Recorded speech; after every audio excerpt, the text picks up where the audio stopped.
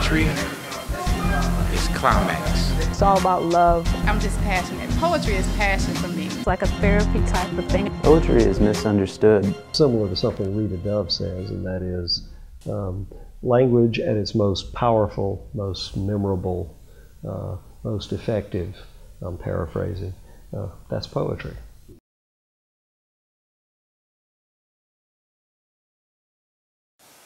Extra, extra, read all about it.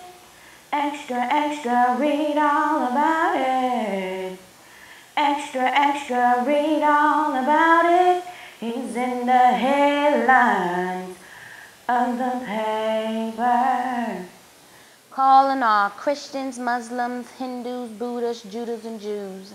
Calling all Bloods, Crips, MS-13s, and folk nations. Calling all blacks, whites, Puerto Ricans, Mexicans, and all those who call themselves Americans. Increasing dilemmas have led this nation towards anatomical extinction. Battered knocks of hypocrisy has muzzled our faith in democracy. Gang affiliation, skin tones, and segregated religion has divided America into small individual galaxies, murdering some of our own communities. Society has chosen to live life through different philosophies, yet we still remain blind to the fact that America is at war with itself. This country politics pollutes knowledge with stuttering speeches. Our grade is below average, casting votes to rid judicial benches of leeches. WITN, CBS, CNN, and ABC reports news to the best they say. Or do they care more about their ratings than the change of the future day? Crippled egos tranquilized with split decisions. Do I pay my rent, lights, or get gas? Regular adding and subtracting turned into complicated quadratic equations, leaving me with self-inflicted abrasions. Time to kick Bush to the side. Learn how to fight and stand on the one common denominator, a nation. Your life will always be yours, and so will mine. But when it comes to the resurrection of what used to be the American dream, then we shall become one. Holding on to faith at the fingertips, praying that God would give me a sign, not even realizing that it was me sent to liberate you through words spoken poetically. And all I ask of thee is to remember that it was Meta who brought you the news of change in the form of a delivery. Extra, extra, read all about it. Extra, extra, read all about it. Extra, extra, read all about it. It's in the headlines of the paper. Headlines of the paper. Headlines of the paper. Extra, extra was like, I've never been really into politics. It's been like a whatever subject for me because I just felt like it was going to happen or it wasn't going to happen. I really didn't have any decision-making process skills when it came down to being up on the political aspect of things. But I sat down one day and I listened to what Obama had to say, and I was like, wow, maybe, you know, my vote really does count. So I looked at what we were going through as far as the war, what we were going through as far as the gas prices, and then by me working at the prison, I get to see a lot of things that a lot of people on the outside do not get to see. So I took that from what I've been going through, what I see at the prison, and different things that Obama has said, and I put it into a poem. And I did a little research, read a little American literature, which my friend Neil Logic put me down on that, because I'm not a reader, but I'm getting into that now. And I just wrote how I felt and just incorporated everything that I've seen or saw or heard people say and put it into a poem that fit me, not fit someone else. But these are just my point of view, what I see that's wrong with what's going on in the world. Inspiration.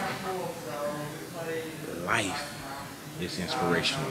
Just things that I see in everyday life. You know, a lot of my poetry revolves around the state of our race. You know, I'm not particularly happy with it.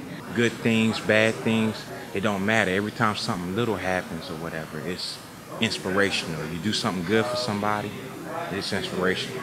And so instead of talking about it, I figure I will be a solution to the problem instead of adding to the problem. Because so many people feel like it can't be fixed, but it can. But if we all sitting around and just talking about it and not doing anything about it, then it won't ever be fixed. When I write, it's not about money. I get paid by applause. And that's inspiration coming back to me for my inspiration for writing. Du Bois said something about a talented tenth. So, I kind of take that on personally and say, well, you know what? I'm going to be one of those to help bring my people up.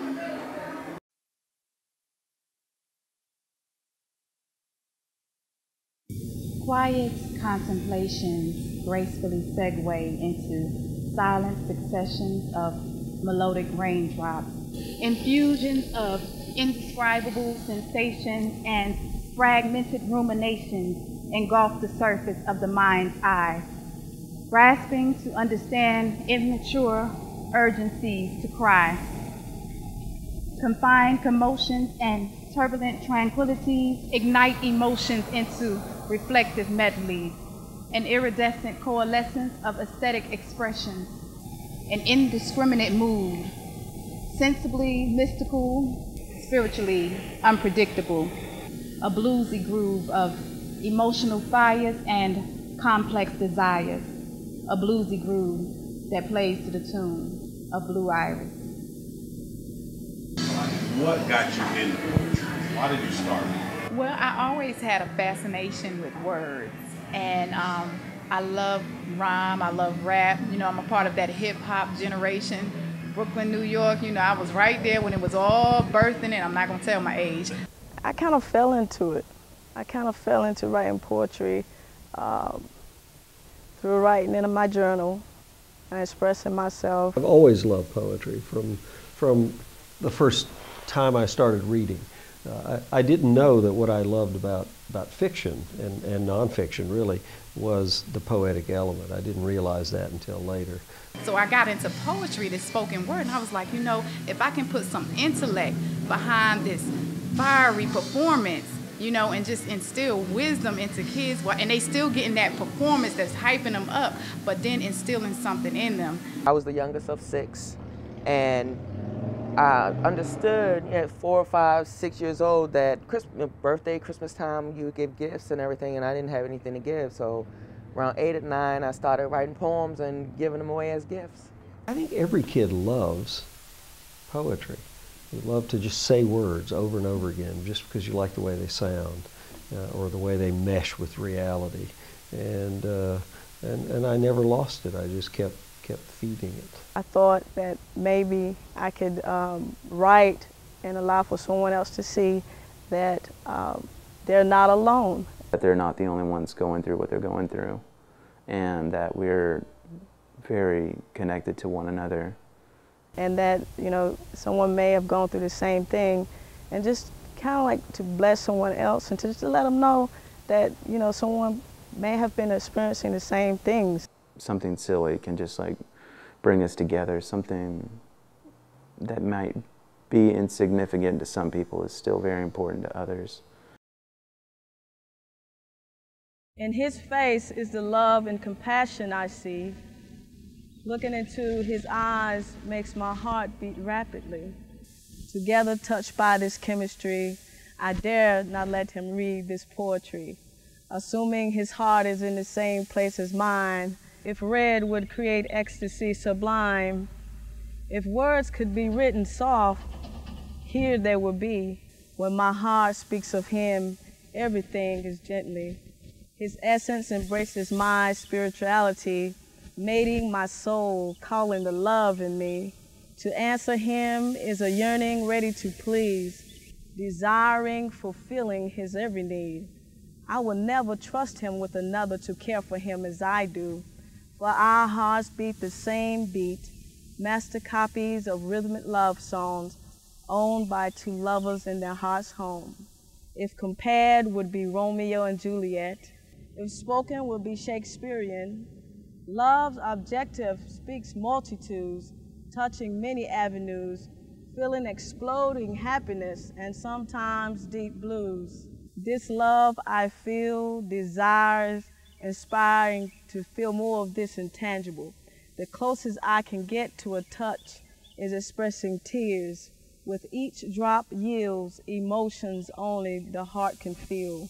If by chance or glance this beauty is captured, then in his face you will see his love welcoming me, his eyes the passageway to his soul, revealing my hiding place, because he is my soulmate. Soulmate, I didn't expect you to ask me that question. It was written to express the depths of my love that I had for an individual. Most of my poems, they come from really deep places inside of me. I would call them anointed and blessed. And I write to inspire and uplift my readers. I don't write to entertain anybody. I write to bless your heart. That's the gist of why I write poems. My emotions. My emotions inspires me to write a whole lot. To me, writing is my therapy, so that's how I deal with a lot of things. You know, when a person goes through a lot in their life and they don't know how to deal with it, they have to pick up different things and be able to deal with the things that they go through. Perception. One of the great things about being a writer, really a visual artist too, is that it makes you look at the world more closely. It makes you see things, not just red, but shades of red.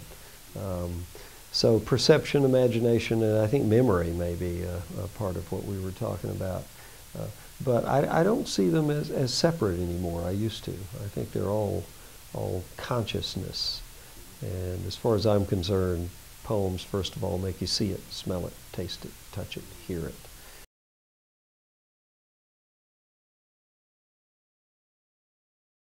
Even the sassafras withholds its scarlet candles this year, shows a few leaves the colors of biscuits. What good is dying if it can't bring beauty, I said to my slim wife, who laughed on her way out the door to jog. Only the pokeweed, whose ugliness my sickle spared in June, lights the yard. Junk plant, gaudy, prankster, lusty hustler, it wears its tacky ephemera like those women I saw flying in the blaze of my childhood, who caught the trapeze swinging in my chest, how they cocked their hips in their tattered robes after the crowds had turned their backs on the shadows where my drunk uncle made me shake those strong, horny hands. They smelled like the depressed animals in the sad little zoos along the road to Florida. Under the thick mortician's makeup, the blonde had a greenish half circle beneath one eye. The redhead smiled black teeth that made rottenness rise from some fouled cavity below my heart, whispered of men who liked to put their heads in the lion's mouth, men the cannons spit in a glittering arc against the big top's loftiest darkness. Bony Uncle Gus winked anyway and promised to return. I don't know how high he flew with them in their muscles and sequins. I know he went on drinking himself into a rich stench, that appalling man who always made me feel afflicted with the sacred. But I was talking about this drab autumn in our quiet neighborhood, the flameless maples, the oaks, the colors of dung, about the pokeweed whose bright leaves already begin to curl and wither. Soon, I say to my love, all flushed and breathless, all its black wine berries will be gone, its arterial stems, its vaginal magentas vanished into a delicate frost glinting like stars in the sky under our feet. What, she says, smiling, in the world are you talking about? Hell, I don't know. My lost past, our diminishing future.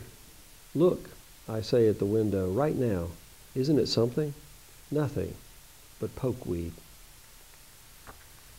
I teach creative writers from grade 4 to the age of up into the 80s and 90s. I've had some really elderly writers, and And over again, what I'm finding is, especially beginning writers of poetry, no matter what age you are, typically people want to write poems like nothing that's ever been written before, and that's what we all would like to achieve. But the problem is it's impossible because you have to use language. First of all, I want to write a poem with no words. Well, that would be original. But if you don't read deeply and widely, then you're not going to write well. Putting a poem together is I'm kind of like a painter. It's like the world is my canvas, and my lips are the paintbrush, and the poem is something that I have from the soul, so when it comes up, I paint on canvas to the world. Well, one thing, you have to really know what you're writing, feel what you're writing, feel those words. It has to be a passion down on the inside. It could be anything. You can look at anything and find something and write anything poetically about it. It's all according to how you interpret what it is that you see.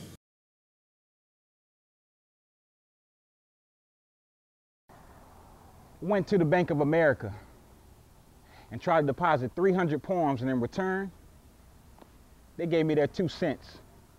Then they took it back and said it was nonsense. I caught back a fully loaded ink pen like a gun in the hands of a broke man tense. Clicked it like I was about to cause some afflicted pain. Wiped my face one time like a man who was insane, addicted to cocaine. Grabbed a dude who looked like Saddam Hussein and made him read a poem, but he was illiterate. All he could do was cash a check because he recognized numbers. With my pen, I wrote on his face like I was writing in the desert of hot summers. His face showed fear, like a blind man that wonders. He fell with the numbers 9/11 written in ink on his face, put a poem over his head like it was a white sheet, and he was erased after having a taste of strong literature. Went back to the cashier and told her, put all the pencils and pens in a bag. Tucked one away under my do-rag. The faster I ran, the more my pants started to sag. Then I got to the door to see the plans the outside world had. I called them society. I seen a 12-year-old girl take a newborn baby, throw him in a dumpster and jump into a Mercedes with a dude who was maybe like 30, 35 years old, while she was hoping to mold a better future. Then I seen 2 dudes fighting with one holding a gun saying, man, I'll shoot you. Then across the street, someone was selling weapons of mass destruction. And this newspaper flew by with pictures of military personnel who fell victims to abduction. Tears rolled down my face as I watched the Twin Towers under construction. And the foundation consisted of tombstones. All the ones that passed away had cell phones on Rome so they can be in heaven. Then there was this girl trying to mend her broken heart from 10 bad relationships from men who only loved her hips. I realized Earth was up for abortion after intercoursing with so much sin, and I'm just a man with 300 poems I wanted the Bank of America to understand and realize who I am. Then I was approached by Uncle Sam. God knows I needed help. We conversated and he had me convinced. Then he tried to put my mind on wrench, you know, like brainwise, except this rinse cycle might go pop in hot water and shrink my thoughts down to size. I was a camouflage design put behind a military icon just trying to support my 2 kids this time. So what's my rhyme to my reason? What you deposit into the Bank of America can change the seasons. And the young followers will make withdrawals believing that this is how life's supposed to be. So I'm hoping we making positive deposits. I take in all this logic and I walk back into the Bank of America. I appeared to be an average military character. It was a new bank now. I think it was called SunTrust. And guess what? I went to make a deposit. We see what happens. I felt like I wasn't doing enough in life, and when I was doing the wrong things, my kids were looking at it ready to do the wrong things. So I felt like I was making bad deposits and they was pulling out the negative energy from it. So I decided to do positive energy, and maybe they can pull something positive out of it, and this will change the Bank of America. I roll over this morning, It's an original song too, y'all, by the way. I roll over, it's morning. The sun is shining, but I am not ready, 'cause I'm still yawning. But it's another day, and I gotta get it in my head that I gotta get out of bed, but I don't feel it. So Okay, when I first started out with Spoken Serenity, I really didn't know how to define what Spoken Serenity was. It first started off as just like an event, but from that event, it has turned into something way more bigger than what I could ever imagine. My first event was August the 2nd, and at Spoken Serenity, people kept asking me to define it, and I could not define it. And that night at my first event, it defined itself. It was a group of people, no matter what nationality you were, no matter what type of religion you were, no matter what your skin tone was, they came together under a peaceful environment and said what it is that they felt. With a simple, I do. You've utilized two words that's combined two persons into one. So no longer do you have to walk the earth searching for the perfect. pushes me at a breakdown of nervousness. I'm finally building up the courage to face it. Cash a check because it recognized numbers. With my pen, I wrote on his face like I was writing in the desert of hot summers. His face showed fear like a blind thoughts man. become visual phrases. Enunciations give rise to words of inspirations, ebbing and flowing into intense ethological verbalization. Now don't get it twisted, this synergy of Obama is the now, Obama is the time, Obama is the now, is the time. TV. TV taught me how to speak and walk, how to cuss in kindergarten between the graham cracker crumbs, how to toss M80s at Cobra Commander, science and technology from PBS, Transformer missions in the Soul Train Express. I was running laps around the schoolhouse rock, getting over my growing pains in 60 minutes, without forgetting that my family matters most. Learning the facts of life while being saved by the bell, where I drew Buffy the Vampire Slayer holding me in class. I titled the picture Boy Meets World, only to be laughed at by freaks and geeks. Those were wonder years, said Blossom, who sat next to Alice and Alex Mack, whose nicknames were Double Dare for good reason. Although the old teachers always called us Rugrats or Little Rascals, I wish I could have bottled such friends in my full house, saying cheers at every dinner, step by step making every moment count as we made our home improvements. We tried to keep up with the Simpsons. I'd finally be acting like a Family Guy, keeping everybody as happy as the Brady Bunch, while getting all my work done in the X-Files, not being slack when dishing out Law and Order, keeping the prices right, knowing life was not just for myself, but all in the family, not getting caught up in the heat of the night or in my Hill Street blues, taking comfort in the good times, knowing today is a different world and I can take on anything, even passing on into the twilight zone. TV taught me how to talk, discern right from wrong, defied my definition of beauty, drove me crazy through its lessons, and left me aching for another season.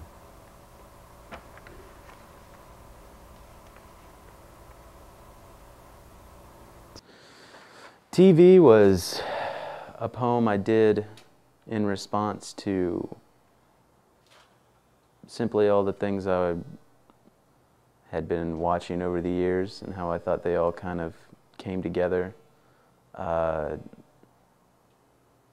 things that I almost thought about it in a little bit of a gimmick. I almost wanted to work something together as far as a structure, and I was thinking about structure and how people use tropes and or certain words that they come back to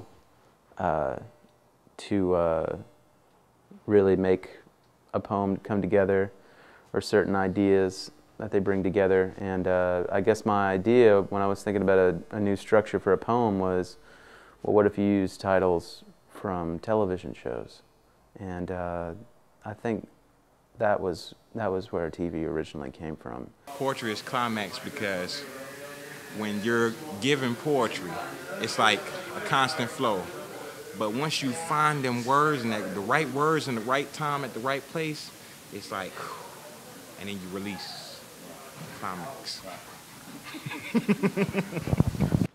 it's supposed to be, you know, freeing and expressive, and there's supposed to be a depth to it, and there's supposed to be rhyme and meter. Some people go as far as say that. You're getting really technical. But I think poetry's misunderstood. I think poetry's just something that, you know, you just love to hear. Maybe you just love to hear that group of words together. And that's where maybe haikus came from, or maybe like that's where the short little poems come from Langston Hughes or something like that. You just love that combination of words together, and to you that's a poem.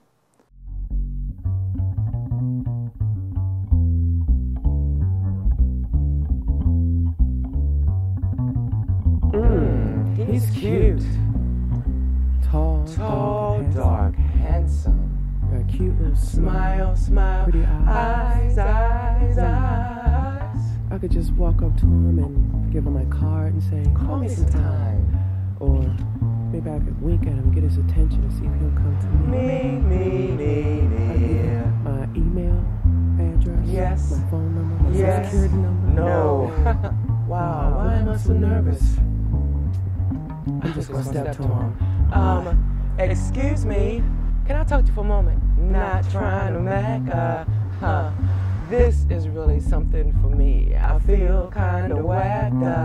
I want the real deal, nothing off the rack. I'm looking for a strong nail, not a needle or a thumbtack. But if you give me some of your time, I'll get the knack. What?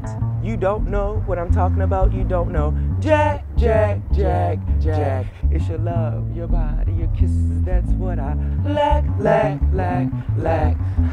And just to have you for a midnight snack. So I'm coming to get you, baby. Get ready and pack. I just want to get close to you. Because you are my lake and I'm your duck. Quack, quack. Do you want me to come get you? Call a cab or maybe a hack? You got my mind going, sweetheart. I can't stay on track. I want to give you everything. Don't expect me to slack. Damn, another dream and I'm back.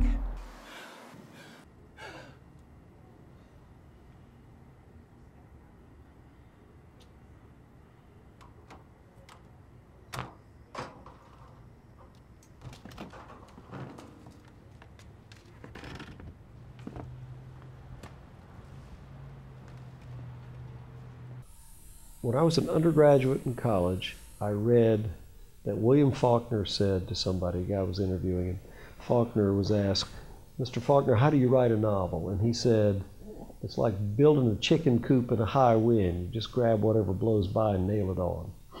And at the time, I thought Faulkner was pulling the guy's leg. And years later, after I wrote for years, I realized that is how you do it, actually. You just hope for the high wind. You know, not everybody's going to come out of the door and just know exactly how to express themselves. You just have to work at it. Poetry is movement. The interaction between words and syllables and thoughts. A poet once said it's painting. I think it's music as well. Poetry, to me, defines a lot of things within a lot of people.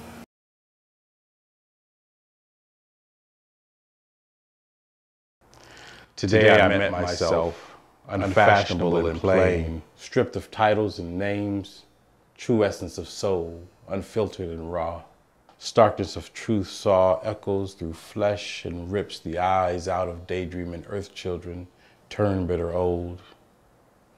Loss of a mother's love, lose a friend to the wind, lost within myself within.